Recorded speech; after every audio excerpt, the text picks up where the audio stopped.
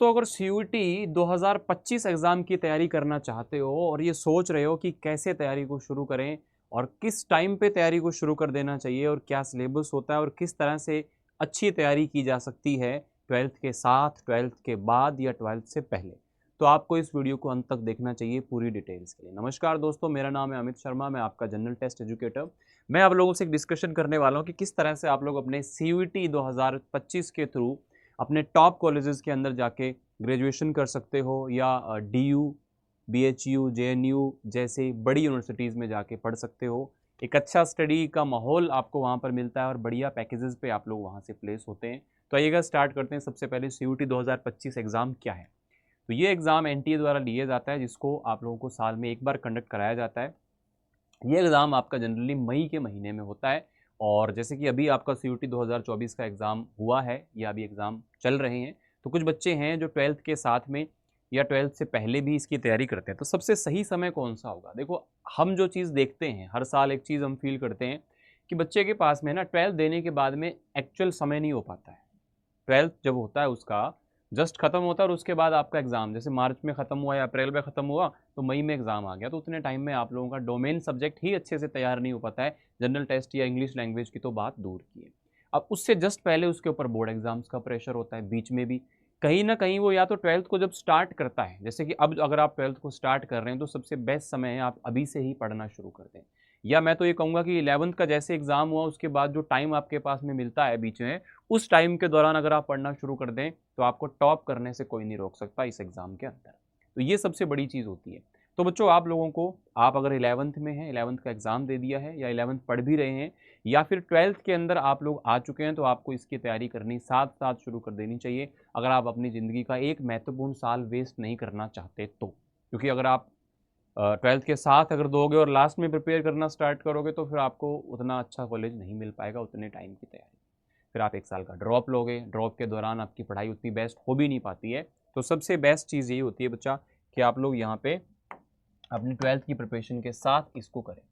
अब स्टार्टिंग से ही करने के लिए देखो, आप लोगों को ना आपकी जो फाउंडेशन है वो अच्छी हो जाए। अभी जैसे हमने देखे हैं, तो जनरल टेस्ट के पेपर को अगर मैं देखूँ, तो आपको लगभग 35 क्वेश्चन क्वांट रीजनिंग से और 25 क्वेश्चन आप लोगों को जीएस से मिले हैं। तो कुल मिलाकर के आप ये देखें कि अगर आप 2 सब्जेक्ट पे भी अच्छी पकड़ बना लेते हैं, कोई भी 2 हो सकते हैं वो, तो भी आप लोग यहाँ पे जनरल टेस्ट के पेपर को बहुत अच्छे लेवल पर पास कर सकते हो।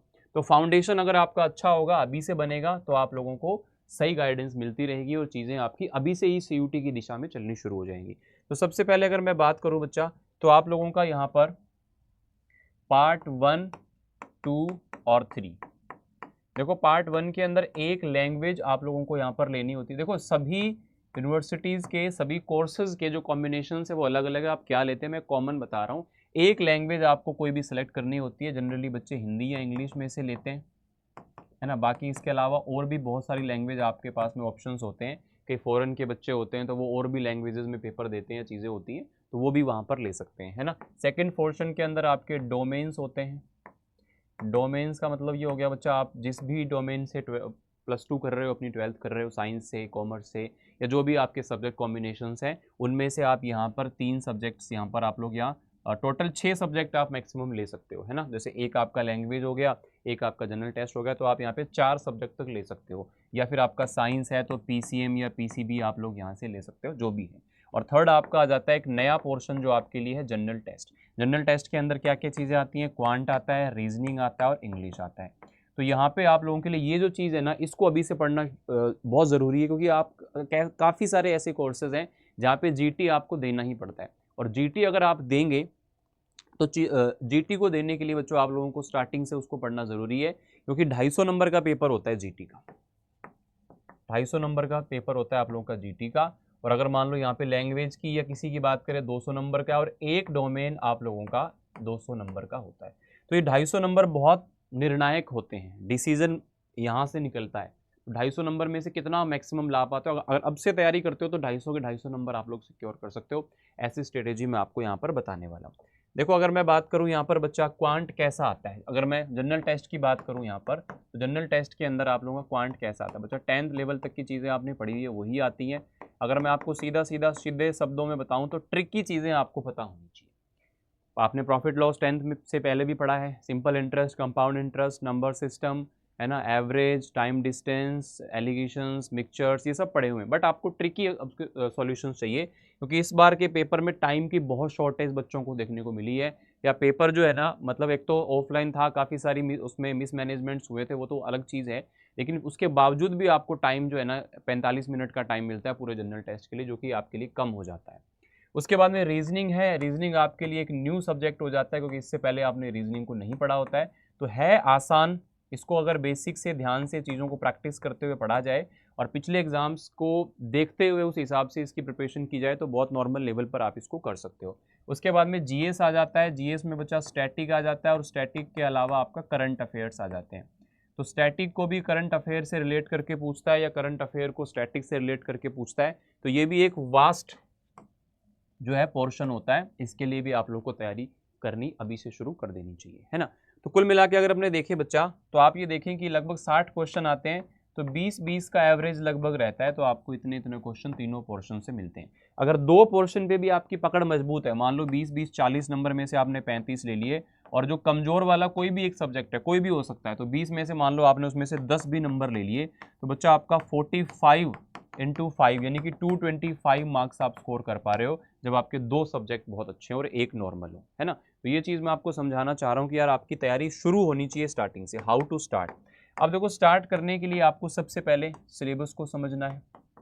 सिलेबस को आपने समझा कि क्या क्या चीज़ें होती हैं, फिर आपको डिसाइड करना है कि यार मुझे कहाँ जाना है, कौन से कॉलेज को मैं टारगेट करता हूँ और कौन से कोर्स को, जिस भी कोर्स को मैं टारगेट कर रहा हूँ। सपोज मेरे को बीए करना है, बीए प्रोग्राम करना है, या मेरे को बीए ऑनर्स करना है, तो उस कॉलेज के, उस कोर्स के लिए सबसे बेस्ट कॉलेज कौन सा है, देखो, ढूंढो, सर्च करो।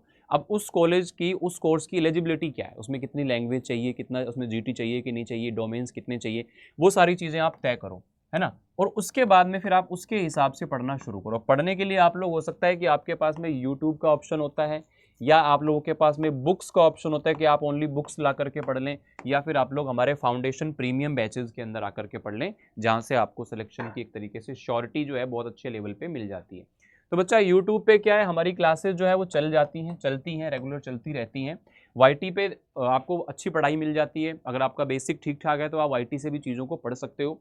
लेकिन कहीं ना कहीं अगर आप बिगिनर हो, स्टार्ट कर रहे हो चीज़ों को, और आपको एक ऐसा एटमॉस्फेयर चाहिए, एक ऐसा माहौल चाहिए जहाँ पे टू द पॉइंट चीज़ें हों, आपको डाउट सेशंस आपके रेगुलरली होते रहें, आपको डीपीपी मिलती रहे डेली बेसिस पर, उसको सॉल्व कराते रहें, प्रॉपर आपके ऊपर ध्यान दिया जाए, एक लिमिटेड बच्चों का एक बैच हो और उसमें एक एनवायरनमेंट हो, और वहाँ पे आपको बुक्स भी मिल जाएं, सारी चीज़ें आपको मिल जाएं। तो इसके लिए फिर आप हमारे फाउंडेशन बैचेस के अंदर आ सकते हो। जैसे अभी अपना जो फाउंडेशन बैच है 2025 के लिए, वो आप लोगों का बच्चा एम्बिशन बैच है। ये मान लो कि अभी से अगर आप इस बैच में आ जाते हो, तो आप लास्ट तक आते आते अपनी तैयारी को एक शानदार लेवल पर पहुंचा सकते हो। ये मैं आपको बताता हूँ। जितनी भी चीज़ें मैंने बच्चा यहाँ पर जनरल टेस्ट में क्वांट और रीजनिंग में पढ़ाई थी, एक क्वेश्चन किसको बोलते हैं बच्चा, 35 क्वेश्चन आए थे, 35 क्वेश्चन आए थे, पूरा का पूरा बच्चा यहाँ पर एक भी क्वेश्चन ऐसा नहीं आया जो पढ़ाए हुए से बाहर आया हो। और इवन 3-3 4-4 महीने में बच्चों ने एग्जाम को क्रैक किया है बहुत अच्छे लेवल पर, जिन्होंने भी चीज़ों को अच्छे तरीके से पढ़ा है ना। तो कहीं ना कहीं ये मान के चलें कि आप लोगों को पेड बैचेस के अंदर टीचर से लाइव बात करने का ऑप्शन मिलता है। आप चलती क्लास में, रनिंग क्लास के अंदर आप टीचर से बात कर सकते हो, अपना डाउट पूछ सकते हो, है ना। अपने वहाँ पे सब पढ़ने वाले बच्चे होते हैं, तो आपको थोड़ा सा एक प्रीमियम माहौल वहाँ पे मिल जाता है। या फिर आप कहें आप ओनली बुक्स लें, तो बुक्स भी आप लोगों को जीटी के लिए, लैंग्वेज के लिए, डोमेन के लिए, सब के लिए आप लोगों को यहाँ पर बहुत ही प्रीमियम बुक्स भी आपको नॉमिनल से चार्ज में मिल जाती हैं, जो हमारी देख रेख में बनी हुई है। और आप पेड बैच में होते हो तो बुक्स आपको इसके अंदर इंक्लूडेड यहाँ पे मिल जाती है ना। तो ये दोनों ही तरीके से आप लोग पढ़ सकते हो। तो सिलेबस क्या क्या चीज़ें हैं, देखो जनरल एप्टीट्यूड में क्या क्या चीज़ें हैं। जनरल एप्टीट्यूड में आपकी चीज़ें क्या क्या हैं, आपका जितना भी बच्चों यहाँ पर क्वांट का पोर्शन होता है जो कि 10th लेवल तक का है, वो सारी चीज़ें आएंगी। लेवल जो है वो बहुत डीप नहीं आता है, लेकिन आपके वैरायटी ऑफ क्वेश्चन सारे के सारे यहाँ पे कवर हो जाते हैं, तो जो कि मेरा हमेशा स्ट्रेटेजी रहती है। रीजनिंग के अंदर भी आप लोगों को बेसिक क्वेश्चन पूछे जाते हैं। प्रैक्टिस इसके अंदर मेजर होती है, प्रैक्टिस बहुत अच्छे से हम लोग करवाते हैं बैचेज में, क्योंकि प्रैक्टिस पे ही सारा खेल इसका होता है। उसके बाद में कंप्यूटर के कुछ क्वेश्चंस आपको पूछ सकता है, या फिर जीएस के अंदर ही कंप्यूटर का भी पोर्शन यहाँ पे आ जाता है।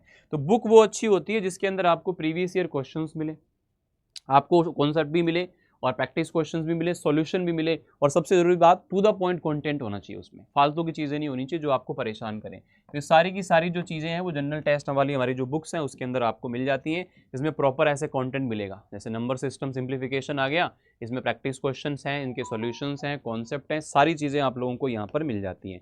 तो इसके लिए इंग्लिश लैंग्वेज और जीटी के कॉम्बो के लिए ये बुक है, ये बुक तो हर बच्चे के पास होनी चाहिए, चाहे कोई हमारे पेड बैच में हो, वाईटी में हो, किसी में भी हो, ये बुक का कॉम्बिनेशन हर बच्चे के पास होना चाहिए। तो आप जब इसको परचेज करेंगे तो यहाँ पर एक कूपन कोड है Y829S, इसको लगा करके आपको मैक्सिमम डिस्काउंट यहाँ पर मिल जाता है। क्या प्रोसेस है वो मैं आपको बता दूंगा। अगर आप हमारे प्रीमियम से बैचेस से जुड़ते हो तो मैं आपको बता दूं, अगर आप लोग बच्चा बिल्कुल जीरो से स्टार्ट कर रहे हो, कुछ नहीं पता है, बस इस बार पास करना ही करना है CUT, जो कि इस बार बहुत ज़्यादा दिक्कत आई है, कई बच्चों को यहाँ पर टाइमिंग कम दिया गया, तो मिसमैनेजमेंट की वजह से बहुत सारे बच्चे रो रहे हैं, बिलख रहे हैं। हम उनके लिए भी कोशिश कर रहे हैं कि यार उनको भी उनके साथ न्याय हो, उनका फेयर पेपर हो जाए, लेकिन इसका मतलब ये नहीं है कि 2025 की तैयारी करने वाले बच्चे ये तैयारी ही ना करें, है ना। तो चीज़ें ठीक होंगी। फर्स्ट टाइम एनटी ने एग्जाम कराया था, इस बार कुछ ना कुछ सोल्यूशन निकलेगा, तो इसके लिए हमारी कोशिश जारी है। तो CUT का जो महापैक होता है ना, इसके अंदर जितने भी आगे बैचेज आएंगे, लास्ट में हमारा फ्लैगशिप बैच प्रतिज्ञा आता है, क्रैश कोर्स आते हैं, रिवीजन कोर्स आते हैं, प्रैक्टिस कोर्स आते हैं, जितने भी बैचेज आएंगे सबका फ्री एक्सेस आपको पूरे साल के लिए मिलता है। इसको बोलते हैं CUT महापैक, जो कि नॉर्मल बैच से थोड़ा सा कॉस्टली होता है, बहुत ज़्यादा नहीं, थोड़ा सा। तो ये इसके लिए आपको यहाँ पर डिस्काउंट कोड लगाना होता है Y829S, या फिर ओनली आप किसी भी स्पेसिफिक के लिए लेना चाहते हो, जैसे साइंस डोमेन के लिए, कॉमर्स डोमेन के लिए, किसी भी डोमेन के लिए, तो आप लोगों को यहाँ पर उस डोमेन का बैच भी मिल जाएगा। आप किसी भी डोमेन के लिए इससे ले सकते हो, या फिर आप ओनली लैंग्वेज और जीटी के लिए पढ़ना चाहते हो तो आप ओनली लैंग्वेज जीटी के लिए भी बैच लेकर के पढ़ सकते हो। इसमें आपको एक्सपर्ट टीम यहाँ पर मिलती है जिन्होंने इस बार शानदार सिलेक्शंस करवाए हैं। तो जिस भी बैच में आपको कंफर्ट हो आप कर सकते हो। बैच में आपको लाइव इंटरेक्टिव क्लासेस मिलती हैं 2 वे, उधर से भी आप बोल सकते हो, इधर से भी। लाइव डाउट सॉल्विंग होती है, मॉक टेस्ट सेक्शंस क्विजेज होती हैं, चैप्टर वाइज पीडीएफ मिलती हैं, क्लास नोट्स तुरंत मिलते हैं, कैरियर गाइडेंस हम लोग देते रहते हैं, और कोर्स आप लोगों को यहाँ पे पूरा का पूरा मिल जाता है। फिर भी आप लोगों को बच्चा अगर कोई डाउट इसके अंदर हो कि कौन सा बैच लेना चाहिए या क्या हमें लेना चाहिए, तो आप लोगों को मैंने यहाँ पर एक मेल ID दिया है। अगर आप लोग थोड़े से भी इच्छुक हों किसी भी बैच या बुक्स या टेस्ट सीरीज से एनरोल होने में, तो आप यहाँ पर एक मैसेज ड्रॉप कर दीजिएगा amit.sharma@adda247.com, ये मेल ID है मेरा। तो आपको अगर कोई भी इसके रिगार्डिंग कोई भी डाउट हो कि कैसे मैं इस चीज़ को करूं या कैसे मैं प्रिपेयर करूं, तो आप लोग बच्चा बिल्कुल एक, मैं आपकी बड़े ब्रदर की तरह यहाँ पर हेल्प करूंगा, कैसे आप अपनी जो प्रिपरेशन है उसको कर सकते हो। और जो गलतियाँ पहले बच्चों ने की हैं पिछले साल वो आप लोग ना करें, आप लोग फर्स्ट अटैम्प्ट में इसको क्लियर करें। तो यही मैं कहूँगा, अगर तैयारी करनी है तो जल्दी ही ये आपकी जो चीज़ें हैं क्लासेज हैं शुरू हो जाएंगी, तो आप लोग यहाँ पर स्टोर पर जाके इन बैचेज़ को एनरोल कर सकते हो। ठीक है, और कोई भी डाउट हो मुझे यहाँ पर मेल करके आप लोग पूछ सकते हो। चलिए, थैंक यू, शुक्रिया।